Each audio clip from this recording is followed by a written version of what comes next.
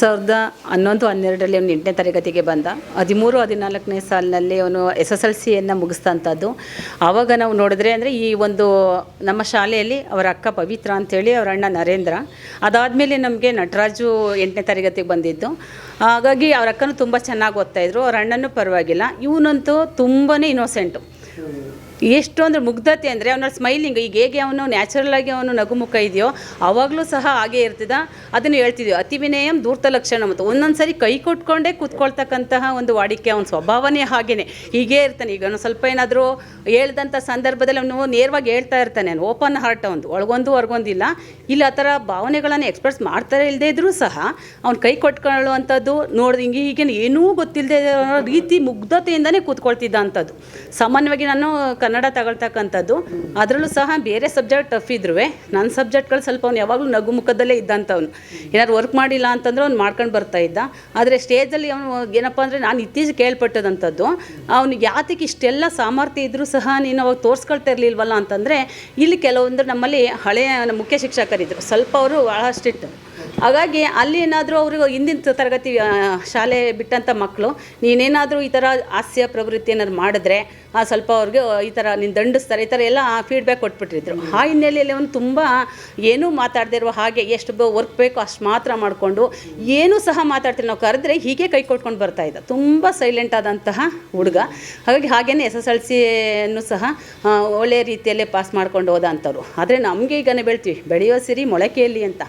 ಆದರೆ ಅವನು ಇಷ್ಟು ಮಟ್ಟಿಗೆ ಅವನು ತನ್ನ ವಾಕ್ಚಾತುರ್ಯವನ್ನು ತೋರಿಸ್ತಾನೆ ಅನ್ನುವಂಥದ್ದು ನಮಗೆ ಅಲ್ಲಿ ಒಂದು ಸ್ವಲ್ಪ ಮಟ್ಟಿಗೂ ಸಹ ಇರಲಿಲ್ಲ. ಆದರೆ ಒಳ್ಳೆಯ ವಿದ್ಯಾರ್ಥಿ. ಆದರೆ ಕೆಲವರು ಮುಚ್ಚುಮರೆ ಅಥವಾ ಸುಳ್ಳು ಹೇಳೋಂಥದ್ದು ಆ ಕ್ಯಾರೆಕ್ಟರ್ ಒಂದು ಇಲ್ಲವೇ ಇಲ್ಲ.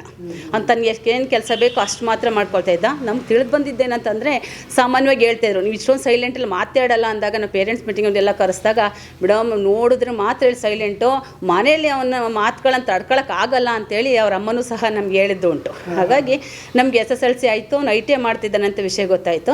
ಆ ನಂತರ ನಮಗೆ ವಿಷಯ ಏನಪ್ಪ ಗೊತ್ತಾಗಿದ್ದು ಅಂದರೆ, ಅವ್ರ ಅಕ್ಕನ ಮದುವೆಗೆ ಇನ್ವಿಟೇಷನ್ ಕೊಡೋಕ್ಕೆ ಬಂದ.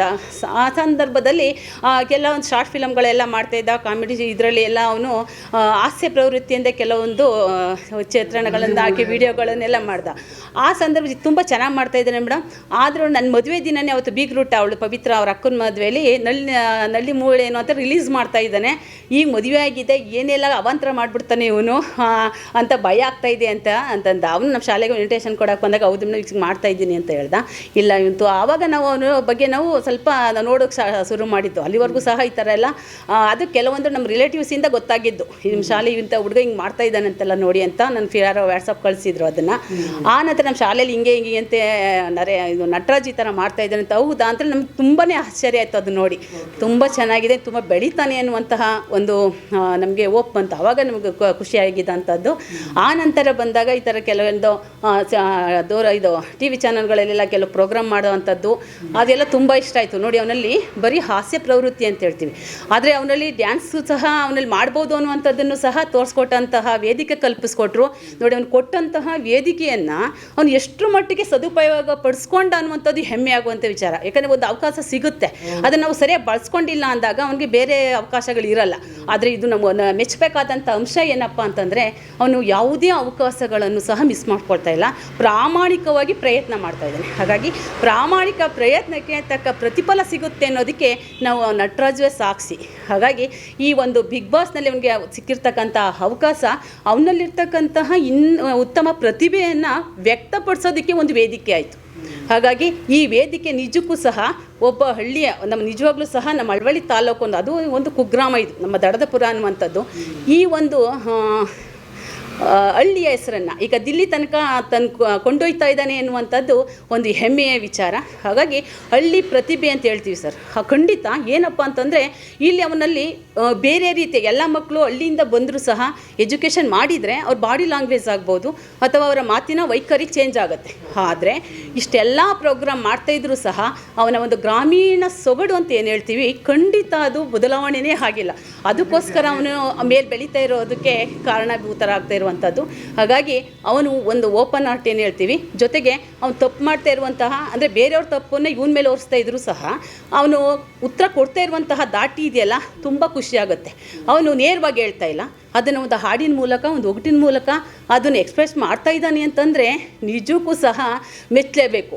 ಏಕೆಂದರೆ ನಾವು ಸಹ ಕನ್ನಡ ಟೀಚರಾಗಿ ಪ್ರಾಸಬದ್ಧವಾಗಿ ಸಡನ್ನಾಗಿ ನಾವು ಒಂದು ಸಾಲುಗಳನ್ನು ಕ್ರಿಯೇಟ್ ಮಾಡೋದಕ್ಕೆ ಹಿಂದೆ ಮುಂದೆ ನೋಡ್ತೀವಿ. ಅಂಥದ್ರಲ್ಲಿ ಅವನು ಆ ತಕ್ಷಣ ಯಾವುದೇ ಒಂದು ಪೂರ್ವ ಸಿದ್ಧತೆ ಇಲ್ಲದೆ ಅಲ್ಲಿ ಮಾತಾಡ್ತಿದ್ದ ರೀತಿಗೇ ತಕ್ಕಂತೆ ಅವನು ಪ್ರಾಸಬದ್ಧವಾಗಿ ಮಾತಾಡ್ತಾ ಇದ್ದಾನಲ್ಲ, ನಿಜಕ್ಕೂ ಸಹ ಖುಷಿಯಾಗತ್ತೆ. ಅವನು ಕನ್ನಡ ಮೇಜರು ಡಿಗ್ರಿ PU ಓದದೇ ಇದ್ದರೂ ಸಹ ಅವ್ನ ಮಾತಿನ ಧಾಟಿ ಇದೆಯಲ್ಲ, ಅವನು ಬಳಸಿದಂತಹ ಪ್ರಾಸಬದ್ಧ ಪದಗಳಿರ್ಬೋದು, ಆ ಮಾತು ಕೇಳಿದಾಗ ಆ ಹೊಡೆದಂತಹ ಹೇಳ್ತೀವಿ ನಮ್ಮ ಕನ್ನಡ ಇದರಲ್ಲಿ ಟವಲ್ ಸುತ್ಕೊಂಡು ಹೊಡೆದ ಅಂತೀವಿ ಕೆಲವೊಂದು ಪದಗಳನ್ನು, ಆ ರೀತಿಯಲ್ಲಿ ಇಂಡೈರೆಕ್ಟಾಗಿ ಅವ್ರಿಗೆ ಉತ್ತರ ಕೊಟ್ಟಿರ್ತಾರಲ್ಲ, ನಿಜಕ್ಕೂ ಸಹ ನನ್ನ ಕನ್ನಡ ಶಿಕ್ಷಕರಾಗಿ ಖುಷಿಯಾಗುತ್ತೆ ಅವನ ಮಾತಿನ ಧಾಟಿ.